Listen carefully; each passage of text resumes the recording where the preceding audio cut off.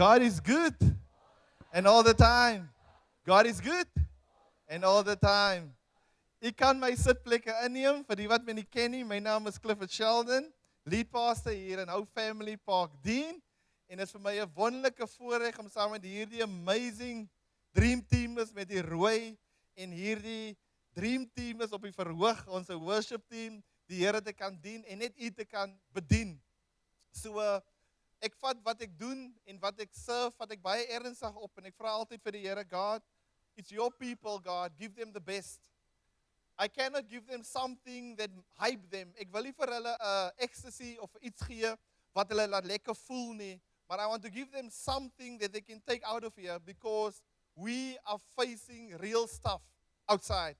Am I correct? Ek kan vir julle laat lekker voel, ek kan vir julle laat in die lug opspring nou, ek kan vir julle laat sê, wow, but what is going to happen when you step out of this auditorium? Gaan jy regkant wees as die vyand inkom in jou lewe? Want dis 'n feit, we want to ignore the enemy. We're not going to focus on him, we're going to focus on God. But we need to become aware of the enemy because the Bible sê, die vyand loop rond soos 'n brullende leeu. Hy's 'n fake in elk geval, want hy is nie 'n leeu nie, hy wil een wees, maar baie keer skrik ons omdat ons dink hy is 'n leeu en hy wil verwoes en hy wil steel en hy wil slag.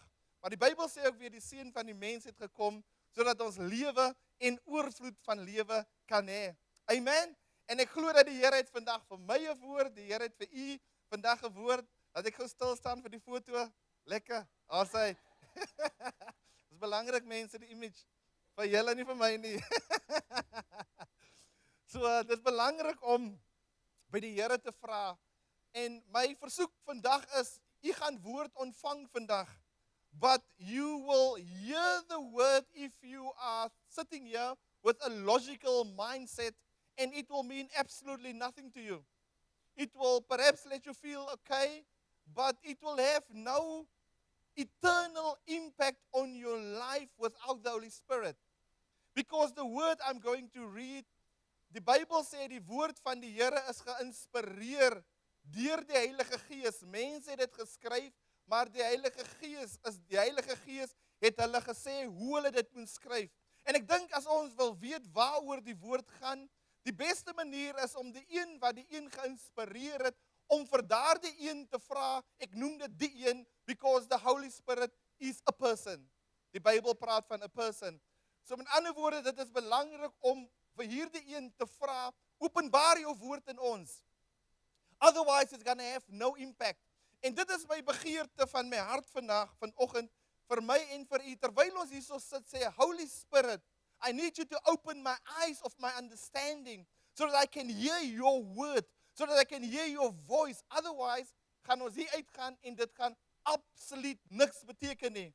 Ons gaan vandag oor iets praat, Thanksgiving, wat vir baie mense 'n klap is, wat vir baie mense 'n vloek is, maar vir baie mense ook joy is. Want ons lewe in 'n gemeenskap en 'n tyd wat baie mense en organisasies mense misbruik het om te gee. As jy wil hê ek moet jou genees, moet jy gee. As ek wil hê jy moet die hemel toe gaan, moet jy gee. As jy na die pastoor of na die kerk kyk, gaan die Here vir jou seën. En dis 'n absolute klug. Dit gaan nie oor wat jy vir my, jy gaan nie jou way anyway in die hemel kan inkoop nie. Because everything belongs to God. Whether I like it or not, everything belongs to God. En ons is entitled tot niks nie. We're not even entitled to our own health.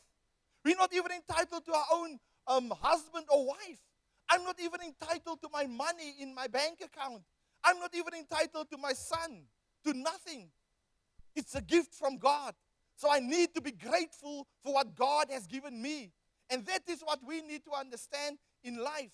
Ek het dit nou Vrydag, wanneer was dit gewees, wanneer ek vir julle in die winkel gekry het, Vrydag dink ek, vir sy en haar mamma kry ek in die winkel in Spar. En terwyl ek na 'n ma toe gaan om haar te help met iets vir haar ma en haar pa, ek gee vir hulle 'n nommer, en terwyl ek wegloop van hulle mense, ek het nog nooit so ervaring in my lewe gehad nie, as amper soos in die movies wat jy kyk, dat alles gaan so voor my. Dit lyk, ek sien die lig maak op en af met my. En wat ek kan doen in daardie situasie is, om die naam van die Here aan te roep. Because the weapon of our warfare are not carnal. They are mighty in battle to cast down every stronghold. En terwyl die vyand my aanval, spreek ek net die woord van die Here. Ek vra nie, Here, help my nie, because as ek luister vanoggend na John Bevere, hy sê dis amper om te vra, jy's in die oorlog, verbeel jou, jy's in die oorlog, en hier word jy aangeval. En terwyl jy aanval, wil jy jou president eers skakel en sê, meneer die president, ek word aangeval, wat moet ek doen? Dan gaan die president vir jou sê, maar jy het dan wapens en ons het jou opleiding gegee. Net so is dit vir ons. Baie keer hardloop ons na die Here toe met petty dinge. And God give us a weapon called the Word of God. The Word of God is the one that can sustain us. The Word of God can set the captive free. The Word of God can break cycles. The Word of God can give us clarity. Sometimes we ask God, yes, we need to ask God for a lot of stuff.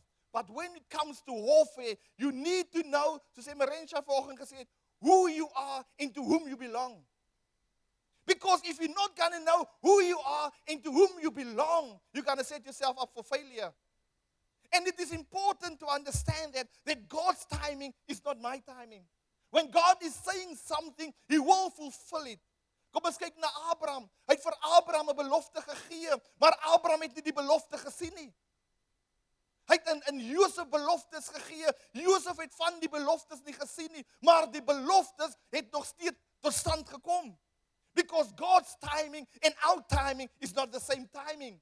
Because God is God. When God said, I'm going to bless you, no matter what, I will bless you. No matter if you're going to see it, or the next generation is going to see it, or your family is going to see it, He's going to bless you.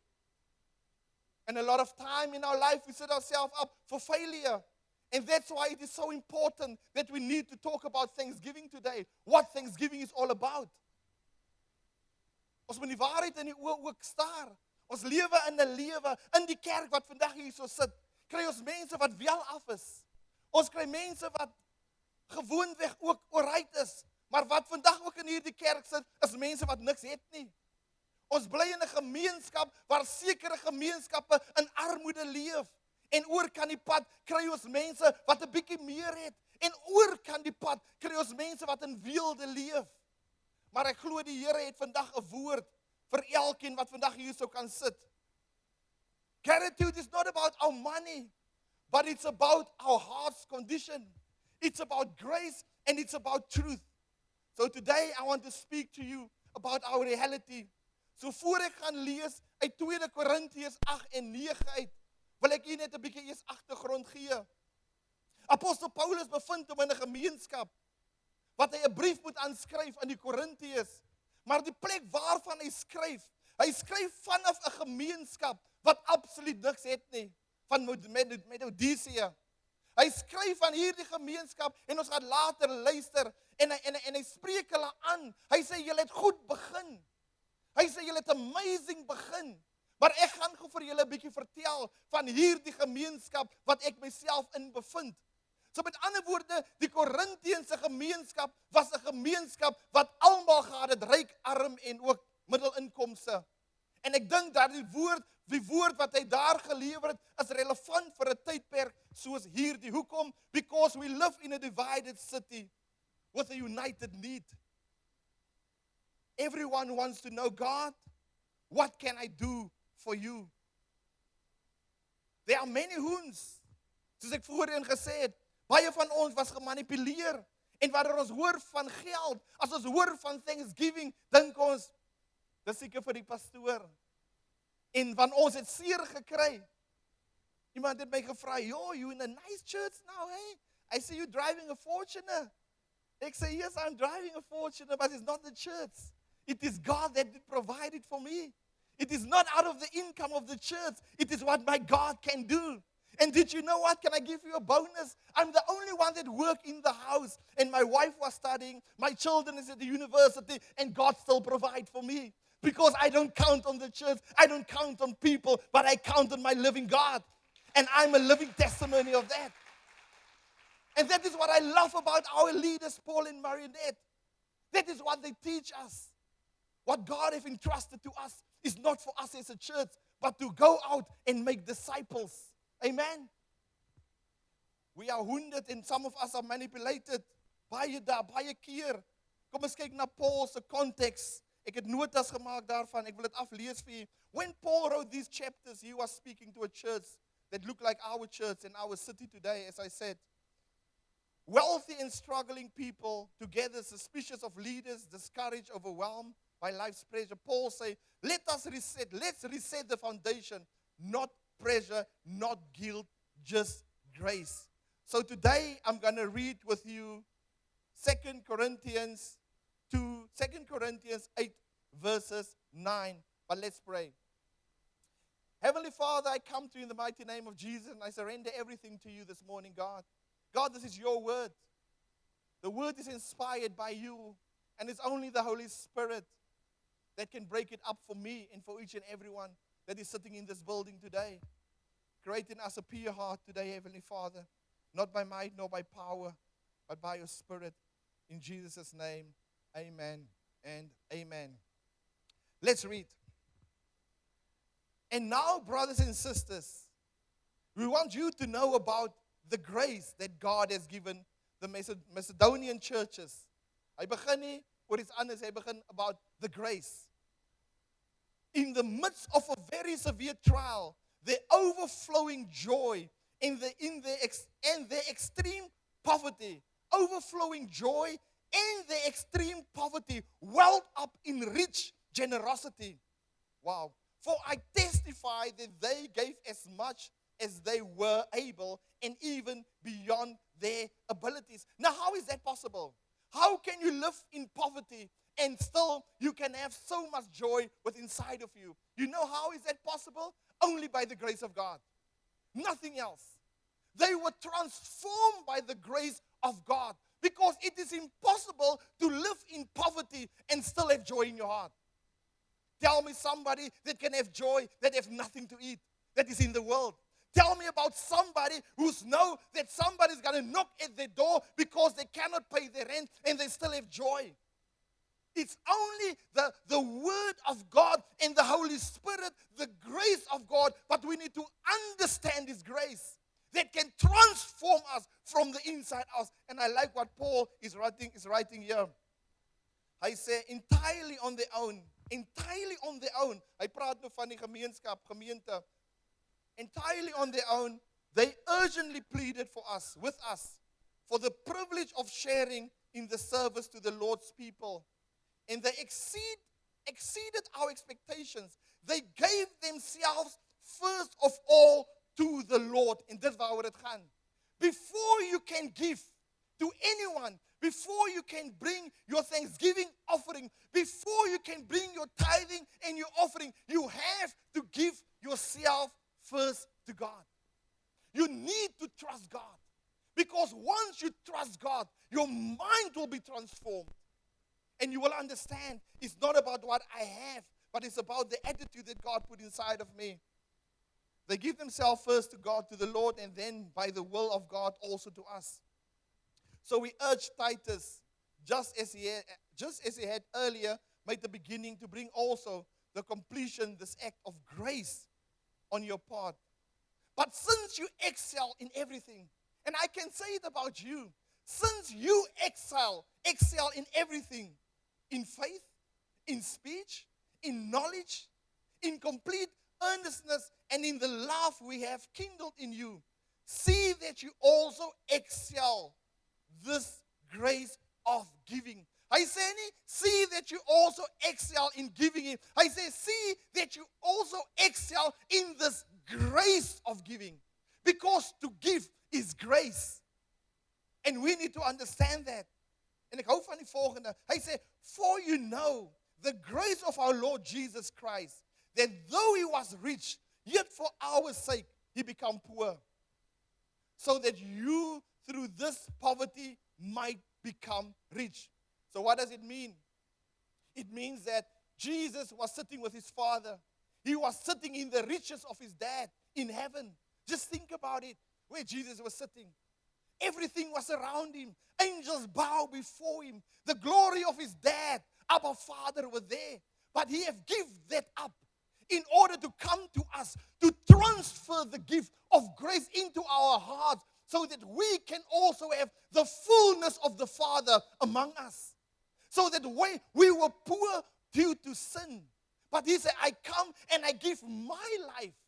I'm going to show you what giving is all about. I'm going to give my life first. I'm going to leave what I have in order to pour myself out to you so that you can also live in the riches. Amen. And here is my judgment about what's best for you in this matter. Last year, you were the first not only to give, but also to have the desire to do so. Now finish the work. Verlede jaar het ons dit ook gedoen. Presies wat ons nou doen, het ons gedoen. Die Bybel, hy sê, en ek wil dit vir u vandag sê, you have started this. But you know what happened here? Die gemeente het hulle ore begin uitleen. En dit het hulle mismoedig gemaak. Hulle het begin dinge sien en hulle wil opgegee het.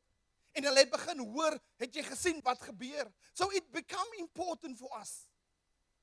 You need to evaluate yourself on who you surround yourself with. Where do you get your information from? What do you see in life? What do people say? Who do they say? Like Jesus said, who do they say I am? What does people say what the grace of God is all about? I say, our desire is not that others may be relieved while you are hard-pressed. Ek hou van die. Our desire is not that others might be relieved while you are hard-pressed, but that there may be equality. At the present time, your plenty will supply what they need, so that in turn, their plenty will supply what you need. The goal is equality. As it is written, the one who gathered much did not have too much, and the one who gathered little did not have too little. So ek hou wat hy hierso sê. En ek hou van ons leiers, Paul en Marinette ook. We don't want in something from you, but we want to give everything to you. Our goal is not that you must live in poverty, so that other people, we must take the money and the Thanksgiving offering and take it all to Zambia or take it all to communities out there. The goal is we're gonna to bring in equality in. Met ander woorde, ons moet na hulle kyk, so wanneer dit goed gaan met hulle, dat hulle weer na ons kan kyk. It's about balance. En dit is vir ons ook belangrik. Met die Thanksgiving offering wat ons gaan doen. There's so many things that we're going to do in this church.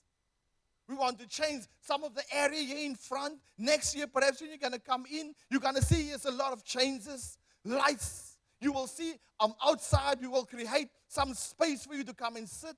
We want you to feel like a family when you invite people here into this place. Ons wil gaan uitreikings doen. Ons het 'n program wat ons noem Bounce op die oomblik. Wat ons kyk na kinders op 'n donderdag wat nie op 'n Sondag hier kan wees nie. And it's because of what you give that we can reach children that cannot be where we are today.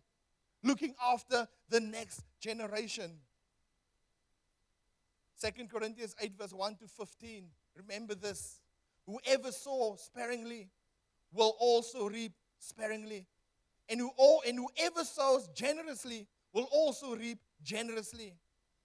Each of you should give what you have decided in your heart to give, not reluctantly or under compulsion, for God loves a cheerful giver. En dis hoekom by Hope Family, ek weet of jy agterkom nie, die wat nou reeds deel is van ons. We don't want to know who's giving tithing. Ons wil nie weet wie van julle gee tiendes nie.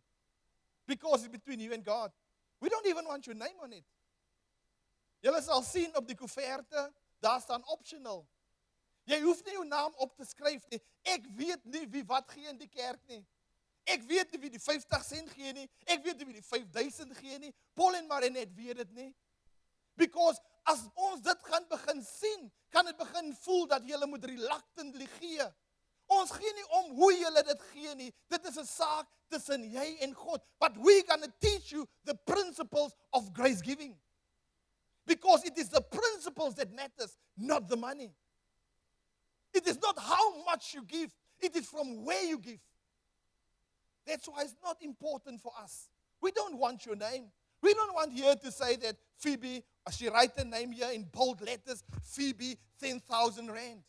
En then Phoebe asked me, Pastor, I don't know, as ek sien ek sal nie weet waarvan sy praat nie, because it's not about me and Phoebe, it's about her relationship with God. If Karen give 20 rand or 5 rand, and then she must feel off because she give her best. No, it's about what her heart condition is. En dis hoekom Apostel Paulus dit vir ons leer. And that's why people are gracious to give in our family, because they don't feel this pressure on them. Because we teach them it's about you and about God. But we in our family also need to hold accountability to the people that give. Amen? And God is able to bless you abundantly, so that in all things, in all time, having all you need will be abound in every good work. As it is written, they have freely scattered their gifts to the poor. Their righteousness endures forever. Now he who supplied the seed, that is God, to the sower, and bread for food, will also supply and increase your store of seed, and will enlarge the harvest of your righteousness. You will be enriched in every way. Why? Why? That's the question. You will be enriched in every way. Why? So that you can be generous in all occasions. So God wants to enrich you. Why? So that you can be generous, so that you can look after the poor, so that you can reach people. So I want to bless you. I want you to become the channel, but are you ready to become a dam, or are you ready to become a fountain? I want people that wants to become fountains. I don't want people that I can bless. Then I can do it, say God, because I'm God.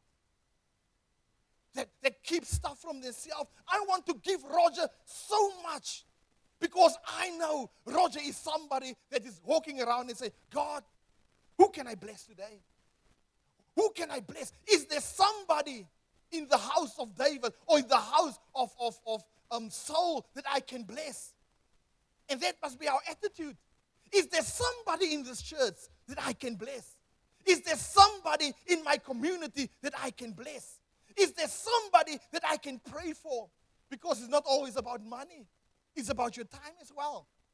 I think people give money easier than their time.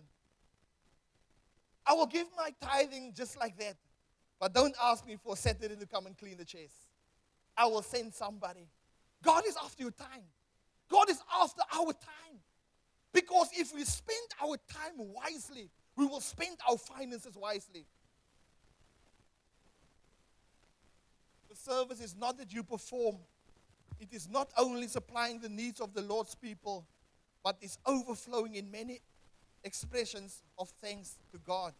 Because of the service by which you have proved yourselves, others will praise God for the obedience that accompanies your confession of the gospel of Christ, and for your generosity in sharing with them and with everyone else. In their prayers for you, their hearts will go out to you because of the surpassing grace God has given you. Thanks be to God for his indescribable gift. And what is that gift? That gift is Jesus. Thanks be to God for giving his son for me. Thanks be to God that giving me what I currently have in life. All glory belongs to God. Alle eer behoort in die Here, want wat ek het is niks. Soos ek vir julle gesê het, ek staan in die winkel net soos die.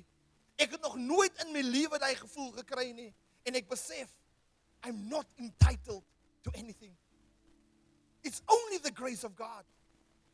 En vanmôre wil ek nie op u plaas 'n gevoel van guilt nie. Don't do it because you feel guilty. But do it because of grace. It must be grace. It must be for the love of God. It must be for the love of his people. Otherwise, you're going to waste your money. Don't bring your money. Don't bring your offerings to impress me. Don't bring your offerings to impress yourself. Bring the offerings because you want to serve God. Don't bring your offerings because you know your bank account is 10,000 rand and God has blessed you, so I'm going to give it. Otherwise, God is not going to bless me. No. It must not be that mindset. I'm going to bring my offerings because of this. No, I'm going to bring my Thanksgiving offerings. Why? Because He loved me first. He loves me first. What I have is because of Him. And that is our heart's desire today. I pray the prayer of Jabez over your life. Oh, that He would bless you indeed and enlarge your territory. That His hand will be upon you and that God will keep you from evil so that you may cause no pain. God wants to bless us more. Not only on earth, but as it is in heaven. And that is our desire today. God does, die Here wil hê ons moet laat gaan van hierdie poverty mindset. En ek wil hê julle moet na iemand vandag kyk en sê vir daai ene, kry reg, kyk reg. I'm moving from pressure to grace. Ek hoor niks. Hy sê I'm moving from pressure to grace. I'm moving from pressure to grace. Nou kyk na die ander een wat jy nie van hou nie. Grace changes how I give. Grace changes how I give. Kom ons bid saam. Kom ons staan op vanmôre.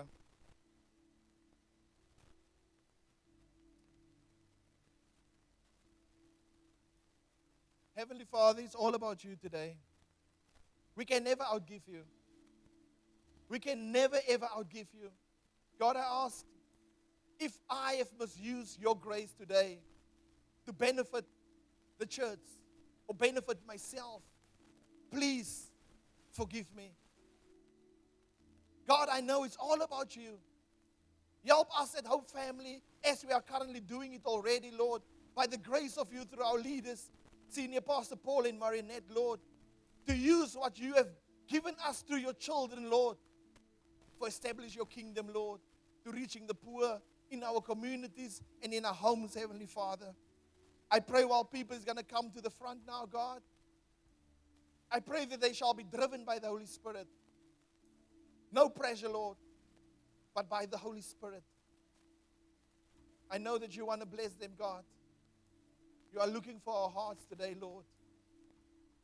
In the mighty name of Jesus. No weapon formed against us shall prosper. In Jesus' name. So what we're going to do now, I would ask families to come to the front.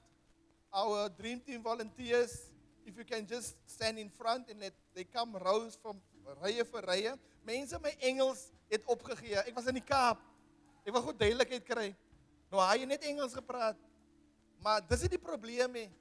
Ek het 'n seun wat baie ernstig is oor my words en my was en my ease to come. Nou hy sit hierso. Nou die druk is erg. Bid vir hom. Maar vergewe my, ek sal later weer data gaan koop. Kom ons gaan oor na Afrikaans toe. Ons Dream Team is, hulle gaan nie guide, maar dit sal goed wees as jy in 'n familie kom. Soos Nicholas vroeër gesê het, jy kan pledge. Net soos die Here jou wil sê, as die Here nog nie met jou gepraat het oor jou bedrag nie, rather wait. Ons gaan jou nie dophou nie. En as iemand jou dophou, stuur hulle na my toe en ek gaan hulle dophou in die kamertjie binne. Ek sal dit 'n gebedskamer maak en ek sal hulle salf en ek sal vir hulle sê kom reg, because we're not here to impress people, but we're here to honor God. Amen. Over to you, worship team.